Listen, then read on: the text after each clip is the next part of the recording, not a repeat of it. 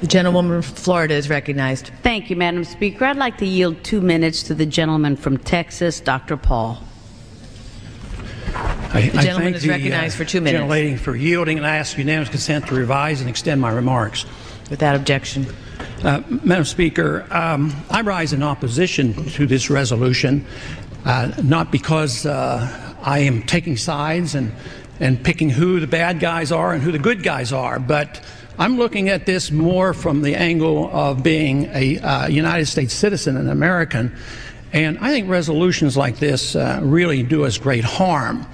In many ways, what's happening in the Middle East, and in particular with Gaza right now, we have some moral responsibility for both sides in a way, because we provide help and funding for both Arab nations and Israel.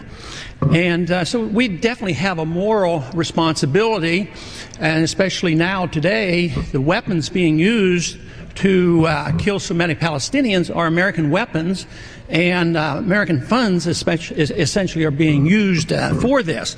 But there's a political liability which I think is something that we fail to look at, because too often there's so much blowback from our intervention in areas that we shouldn't be involved in. You know, Hamas, if you look at the history, you'll find out that Hamas was encouraged and really started by Israel, because they wanted Hamas to counteract Yasser Arafat. And you say, well, yeah, that was better then and served its purpose, but we didn't want Hamas to do this. So then we as Americans say, well, we have such a good system, we're going to impose this on the world.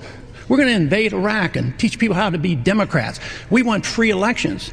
So we encourage the Palestinians to have a free election. They do, and they elect Hamas. So we first, indirectly and directly through Israel, help establish Hamas. Then we have election. Then Hamas becomes dominant, so we have to kill them.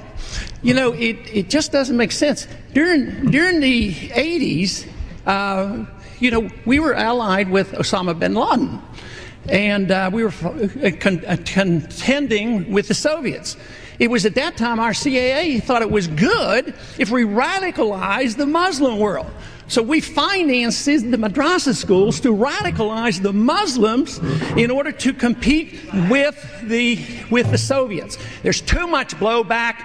There's a lot of reasons why we should oppose this resolution. It is not in the interest of the United States. It's not in the interest of Israel either.